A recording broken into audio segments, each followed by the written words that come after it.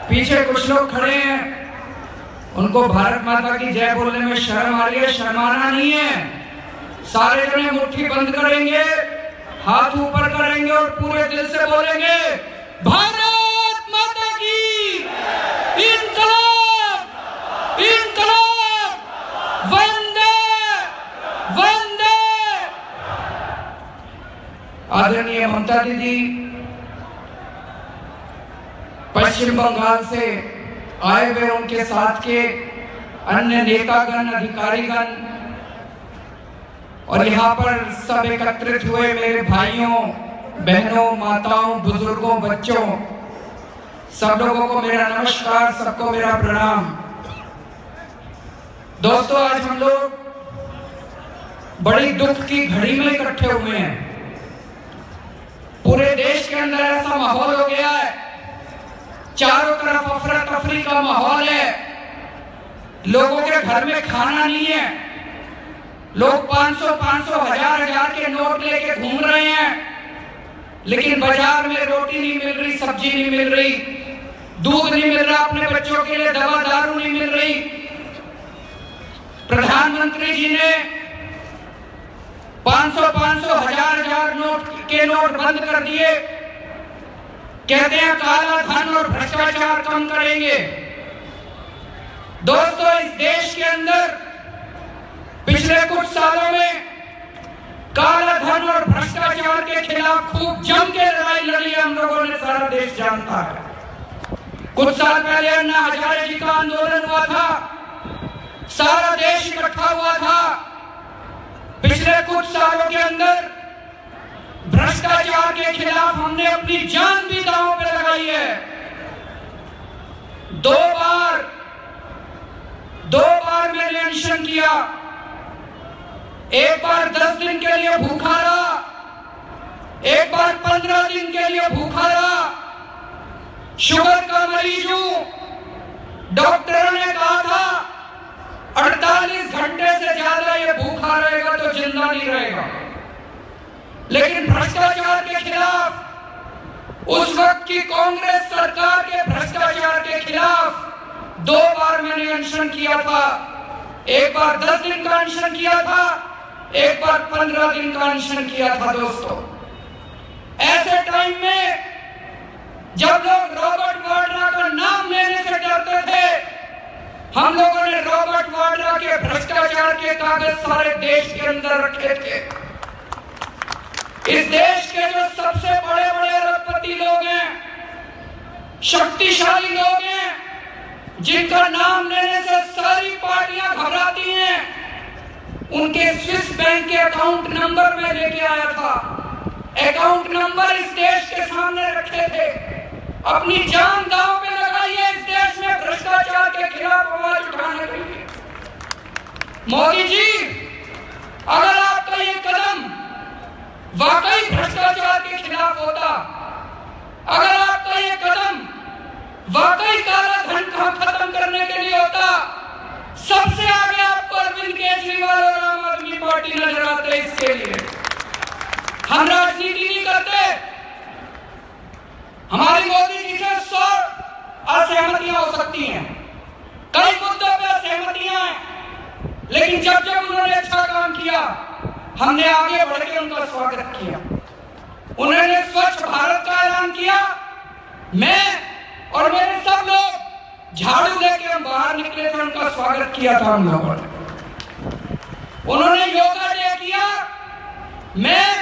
मेरे सब लोग, हम लोग अपने अपने घर से चटाई लेके गए थे इंडिया गेट के ऊपर, हमने मोदी जी के साथ योगा किया था, उनका स्वागत किया था।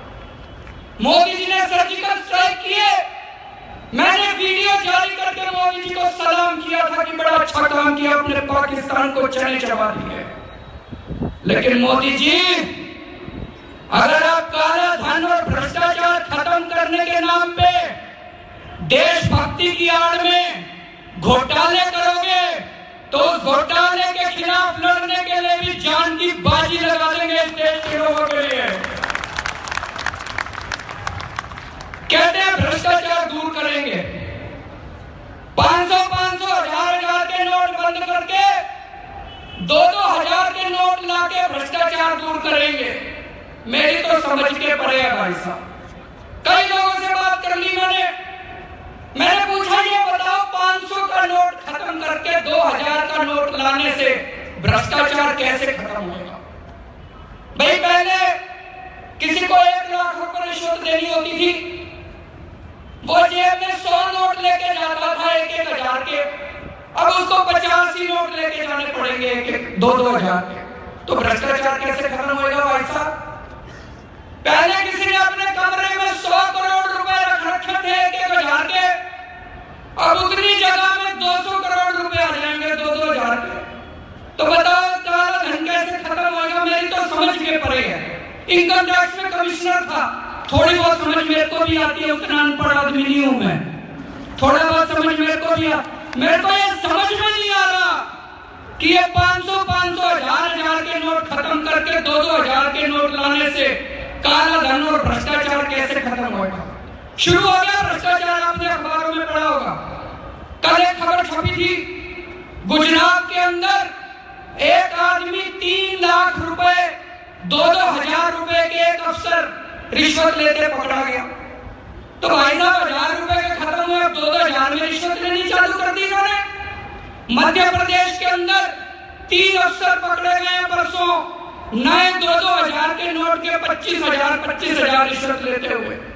पहली बात तो यही है, हमें तो 2000 रुपए भी नहीं मिल रहे एटीएम में, उनको 3 लाख रुपए की रिश्वत देने के पैसे किसने दे दिए भाई साहब? तो इसका मतलब काला धन भी शुरू हो गया। 2 नंबर के अंदर ये 2-2 हजार के नोट बिकने शुरू हो गए। 40% कमीशन चल रही है मार्केट के अंदर, खुलेआम 2-2 हजार के नोट मिल रहे हैं भाई साहब, कोई ले लो, बड़े बड़े लोग खरीद रहे हैं 2-2 हजार के। कहीं किसी लाइन में आपने देखा अडानी अंबानी को खड़े हुए? कोई नहीं खड़ा, सबके घर में होम डिलीवरी हो रही है, उनके पुराने 500 हजार के नोट ला रहे हैं और 2-2 हजार रुपए के नोट उनके घर पहुंचा रहे हैं। ये काला धन और भ्रष्टाचार दूर करने के नाम पे जो इन्होंने 500 हजार के नोट बंद करे हैं, आज पूरी जिम्मेदारी के साथ कह रहा हूं, आजाद भारत का ये सबसे बड़ा घोटाला हमारे देश के अंदर किया जा रहा है। 8 लाख करोड़ रुपए का घोटाला है, 8 लाख करोड़ रुपए का।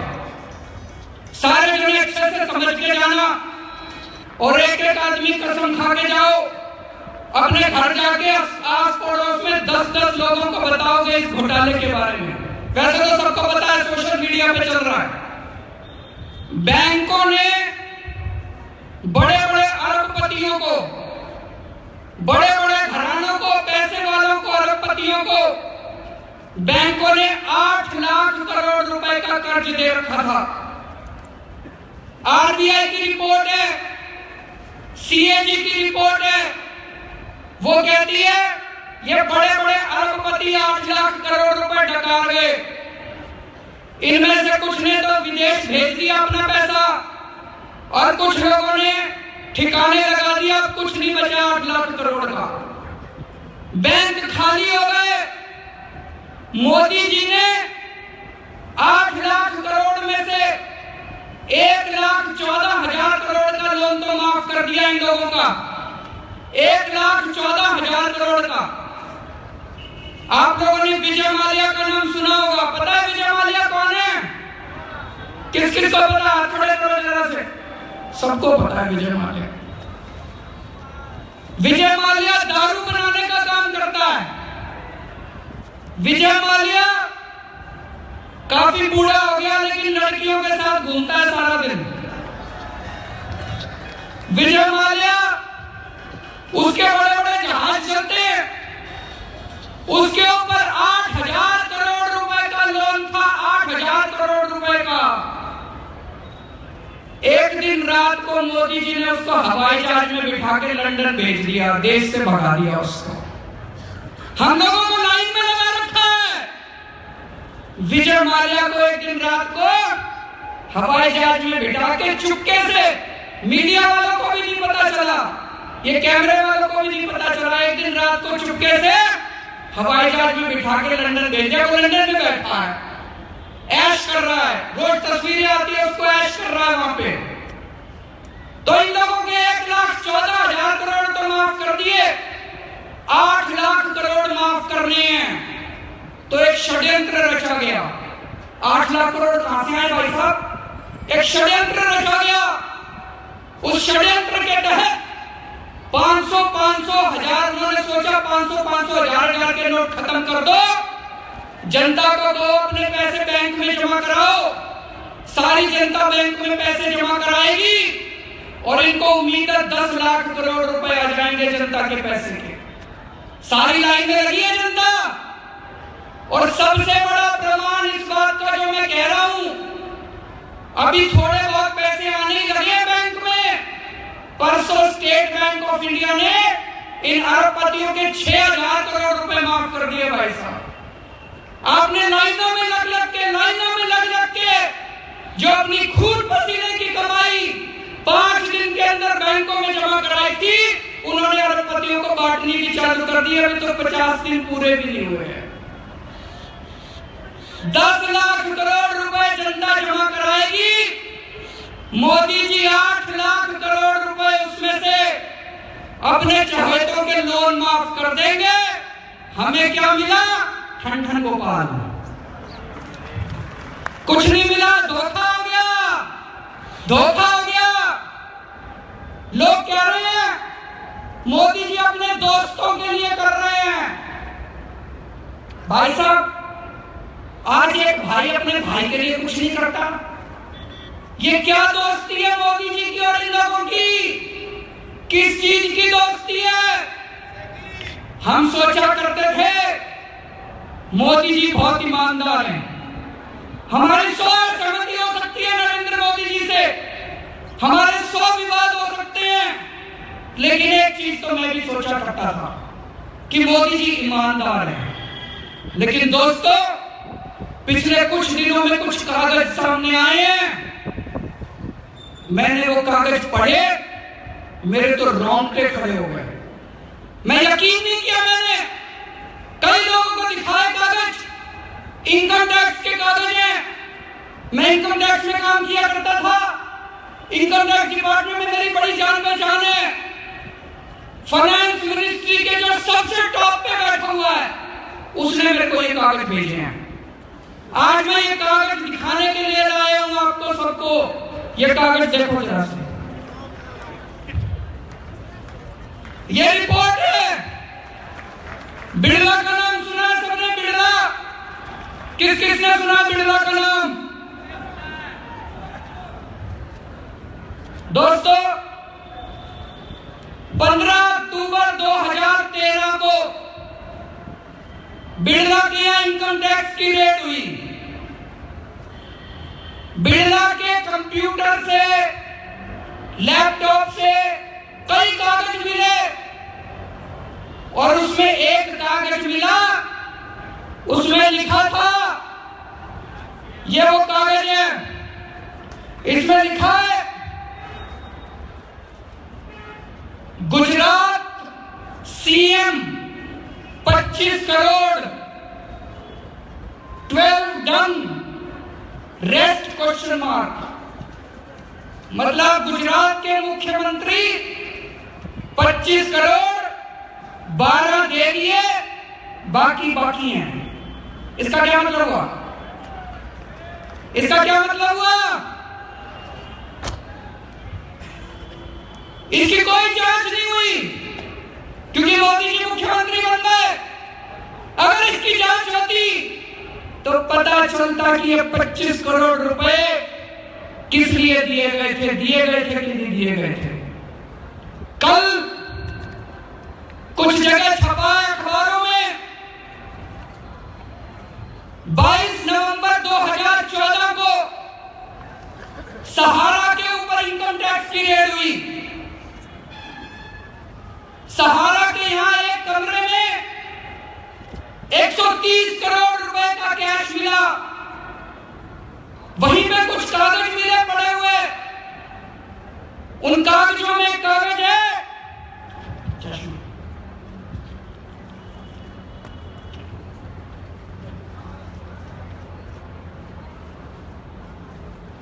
कागजों में ये भी कागज है, इस कागज पे इनकम टैक्स कमिश्नर के साइन है, इस कागज पे गवाहों के साइन है। ये सहारा क्या मिला था? इस कागज में लिखा है 30 अक्टूबर 2013 को 5.5 करोड़ रुपए cash given at Ahmedabad to Modi ji at Gujarat through Jaiswal ji. इसी में लिखा है 12 नवंबर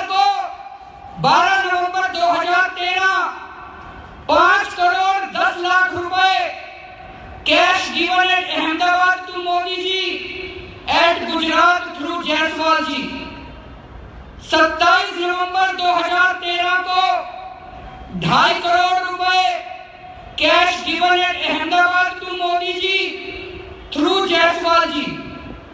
29 नवंबर 2013 को 5 crore cash given at Ahmedabad to Modi ji through Sachin ji. 6 दिसंबर 2013 को 5 crore cash given at Ahmedabad to Modi ji through Sachin ji. 7 entry है, 40 करोड़ 10 लाख रुपए मोदी जी को दिए गए। इसका इन कागजों के अंदर हवाला है। मुझे नहीं पता दिए कि नहीं दिए, इन कागजों में लिखा हुआ है। जांच होनी चाहिए थी, इन कागजों की कोई जांच नहीं हुई। मन में शक पैदा होता है। आज सारे देश के लोग पूछ रहे हैं, हम लोगों को लाइनों में लगा दिया, अंबानी अडानी की रेड क्यों नहीं हो रही, उनका काला धन क्यों नहीं आ रहा। आज हम लोगों को लाइन में लगा दिया, स्विस बैंकों में जिनके अकाउंट हैं उनके खिलाफ एक्शन क्यों नहीं हो रहा। तो मन में शक पैदा होता है, कहीं पैसे ले लेके इनको छोड़ा तो नहीं जा रहा। हम लोग अपना पैसा जमा कराएंगे बैंकों में, वो सारा पैसा इन अरबपतियों को दे देंगे और अब अरबपतियों से पैसे ले लेके इनको छोड़ा तो नहीं जा रहा। दोस्तों, धोखा हो रहा है, बहुत बड़ा धोखा हो रहा है इस देश के साथ। इस देश की जनता माफ नहीं करने वाली है। हमको धमकी देते हैं 2.5 लाख रुपए जमा कराओ, 200% पेनल्टी लगाएंगे। मैं उनसे पूछना चाहता हूं, कल जनार्दन रेड्डी की बेटी की शादी हुई है बेंगलोर में। जनार्दन रेड्डी भारतीय जनता पार्टी के पुराने मित्र हैं। खदानों के बहुत बड़े घोटाले में उनका नाम आया है। 500 करोड़ रुपए खर्च किए उन्होंने अपनी बेटी की शादी में, 500 करोड़ रुपए।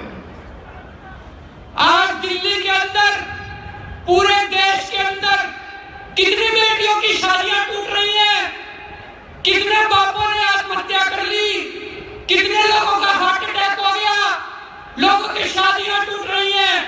जनार्दन रेड्डी ने अपनी बेटी की शादी में 500 करोड़ रुपए खर्च किए, उसके पास 2-2 हजार रुपए के नोट किसने दिए?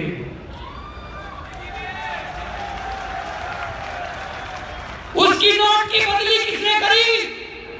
वो तो लाइन में खड़ा नहीं हुआ। आज अभी कौन है वो जिसने अभी प्रेस कॉन्फ्रेंस करी थी? कौन सा अफसर है वो? सरकार ने भी प्रेस कॉन्फ्रेंस करी है। सरकार कह रही है अगर किसी की बेटी की शादी हो, शादी का कार्ड ले आओ, 2.5 लाख रुपए दे देंगे। 2.5 लाख रुपए में शादी होती है भाई साहब। अभी अरुण जेटली ने अपनी बेटी की शादी करी थी, हमें बताओ उसने 2.5 लाख रुपए में करी थी क्या? तुम अपनी बेटी की शादी 2.5 लाख में करके दिखाओ। तुम खर्च करोगे 500 करोड़ रुपए, हम अपनी बेटी की शादी करें 2.5 लाख रुपए में। ये कौन सा न्याय है? इसको बर्दाश्त नहीं करेंगे। इनकम टैक्स वाले छोड़ रखे हैं इन्होंने सारी मार्केट में। आ रहे कि नहीं आ रहे इनकम टैक्स वाले? एक एक दुकान में जा रहे हैं, गन्ना खोल खोल के देख रहे हैं। अब की लेजर के ऊपर, कैश बुक के ऊपर मुहर लगा रहे हैं। कल रेड्डी की शादी के अंदर इनकम टैक्स वाले क्यों नहीं गए? उसकी बेटी की शादी में इनकम टैक्स वाले क्यों नहीं गए? उसकी बेटी की शादी में तो सारे बीजेपी के नेता पहुंचे हुए थे। तो हम ही बेवकूफ हैं बस, हमें धमकी देते हो। मोदी जी, इस देश की जनता चेतावनी दे रही है, अगर देशभक्ति के लिए इस देश की जनता को जान की बाजी लगानी पड़ी तो जान की बाजी भी लगाएगी, लेकिन हमें बेवकूफ मत बनाओ कि लाइनों में खड़े होना देशभक्ति है। आप तो हमें लाइनों में खड़े करो और खुद इन बड़े बड़े लोगों के साथ दुष्कर्म उड़ाओ, ये इस देश की जनता बर्दाश्त करने वाली नहीं है। 40 लोगों की मौत हो चुकी है, कौन है इनकी मौत का जिम्मेदार? कौन है इनकी मौत का जिम्मेदार? कौन है इनकी मौत का जिम्मेदार? इस देश की जनता बर्दाश्त नहीं करने वाली। हमारी पेशेंस की सब्र का इम्तिहान मत लो। यह जोधपुर मंडी है, मैं बहुत बार आया हूं इस मंडी में। पूरी मंडी सब्जियों से भरी रहा करती थी, पूरी मंडी फलों से भरी रहा करती थी। आज सुनसान हो गई है मेरी मंडी, आज सुनसान हो गए मेरे व्यापारी, आज सुनसान हो गए लोगों के घर। इसको हम बर्दाश्त नहीं करने वाले। जैसा ममता दीदी ने कहा, 3 दिन के अंदर इसको वापस लो, नहीं तो इस देश के अंदर बगावत होगी, इसको बर्दाश्त नहीं करेंगे। और इस देश की जनता को खड़ा होना पड़ेगा। इस देश की जनता सबसे बड़ी देशभक्त है और देश के लिए अगर कुर्बानी भी करनी पड़ी तो कुर्बानी करेंगे। ये 40 लोग जो मरे हैं, ये मरे नहीं है, ये शहीद हुए हैं। इनकी शहादत बेकार नहीं जाएगी दोस्तों। भारत माता की, भारत माता की। बहुत बहुत शुक्रिया सभी साथियों का।